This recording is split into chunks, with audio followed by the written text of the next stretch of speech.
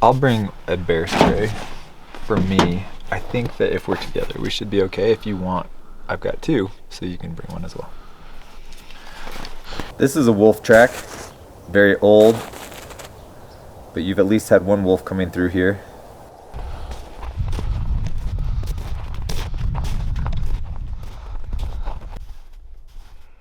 When I get track, I see how far I can follow it, what it will lead me to. Maybe it's a kill. I've even followed their tracks to their den. And I also look for scat. There's a lot of DNA we can take and do some genetic research with. So tracks, scat, kill sites, and then putting out trail cameras are kind of the biggest part of my job.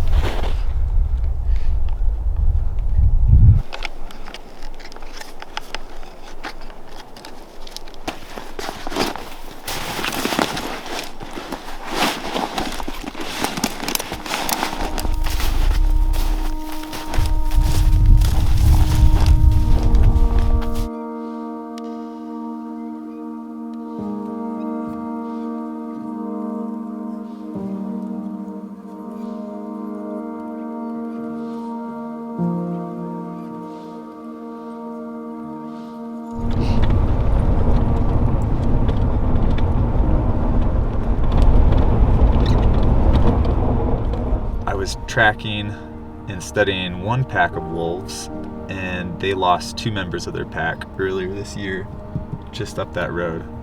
They were pups of this year, so yeah, they're young wolves. Life's tough, especially when you're a wolf.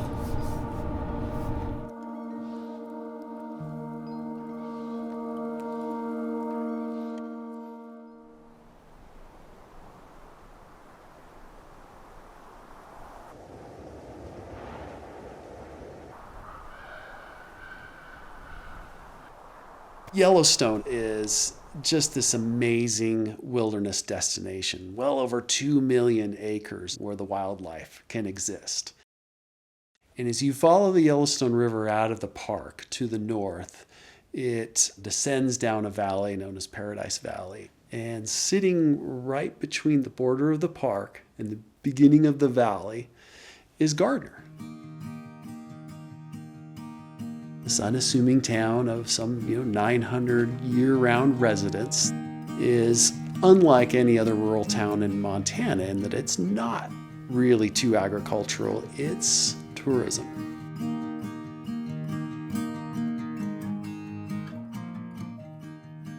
It's a bizarre, crazy little community of people that love nature, basically. It's kind of a pride factor to say, yeah, no, we don't have a movie theater. Well, how do you entertain yourself? And you just look around and you're like, how do you not entertain yourself? I love natural places. I love wildlife.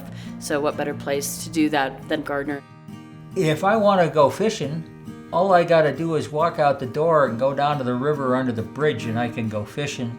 There's always this sort of giving each other the benefit of the doubt and respectful friendliness that makes me feel like, oh yeah, I love this place. It's easy to live here. I know more people in this town than I've ever known anywhere that I've lived in my life.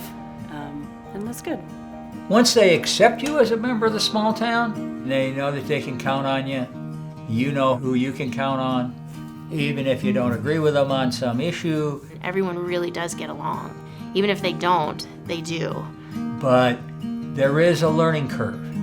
My daughter's first week at school here, I got her a stuffed wolf, and one of her classmates took it out and ripped its head off and said, no, we hate wolves here. Wolves. Finding somebody that is apathetic to wolves is probably possible. I've yet to find anyone that's totally neutral about wolves. I mean, I think everyone's kind of has a strong opinion. Wolves and humans have had a very complicated relationship for millennia.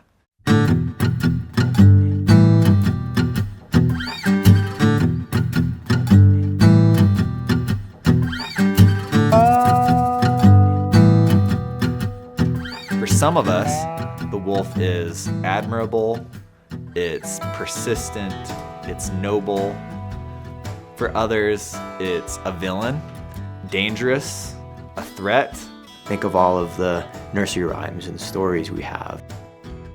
This idea of the big bad wolf and all of their presence in folklore, and there's the myth, it goes way, way, way, way, way back. I think there's the one side that wolves are deadly creatures. They hurt our livestock.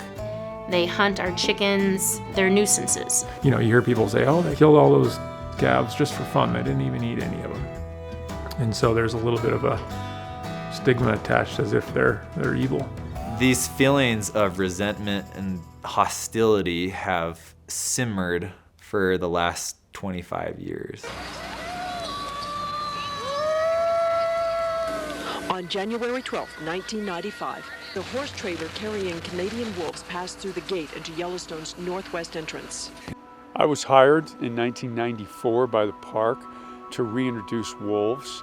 The first job was to get them established. I remember that day really well because I was in school, and actually the whole school went out and, each class stood by the archway and watched the trucks and trailers bringing the wolves into the park. A lot of people think we shouldn't have done this. they saw this as sort of a liberal coup to kind of take back the lands with these controversial predators. It's been a contentious story. One that is still going on 26 years later.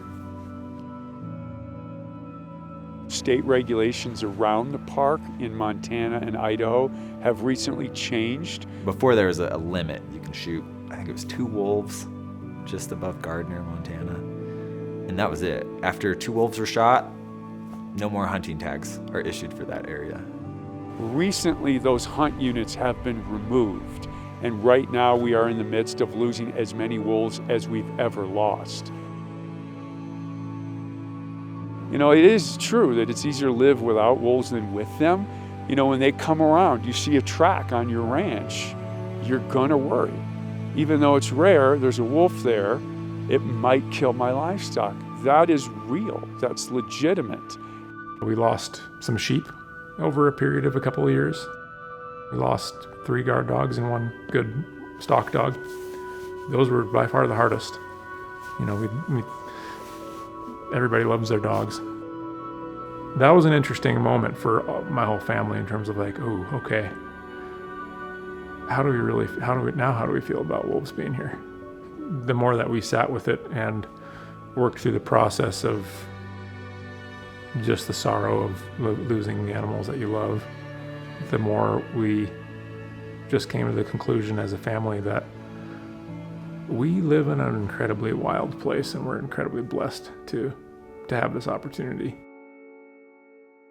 This is part of the deal.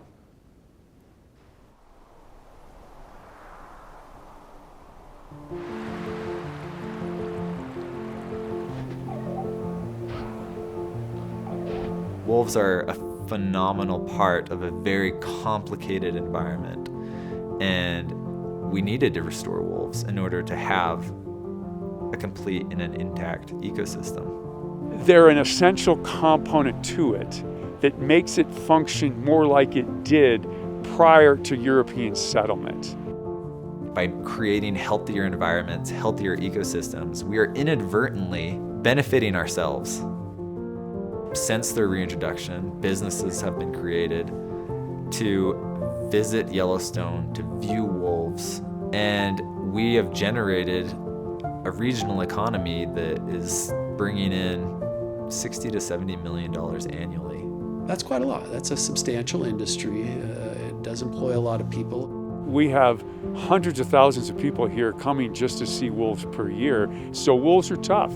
They're just always controversial. They're not everyday wildlife. However, our job is to protect and preserve nature.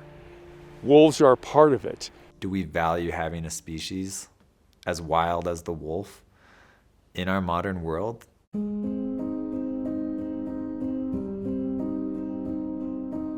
Are we going to choose to make room for it? Because it is a choice.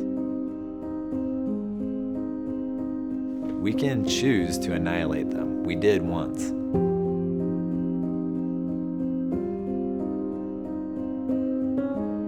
We have to choose to keep them here. These are amazing animals. They're like us. They're fiercely independent and playful. When you get to see them play, that's even more fun. They live in family groups. They're very social. They're so intelligent. Smarter than some of the would-be hunters. They're extremely good at what they do. Their behavior is so complex. Complicated and dynamic. They have lifelong pair bonds. They show love, they show compassion. And they kill. And those are all things that we do. They should be here 100%. For the same reason that I think it's important that beavers are here, and that the sage grouse is here, and that the coyote is here. They're part of this amazing place. In my mind, there's not another creature on the planet that defines wilderness like wolves. I want wolves on the landscape because, as simple as it may sound, they are symbols of a wilderness that I want to keep on this earth forever. I have kids. I want my kids to have wildness. I want them to have forests and mountains to climb. I want them to have moose and elk and bison. I want them to hear wolves. For my children, I want there to be a complete heaven and a complete earth.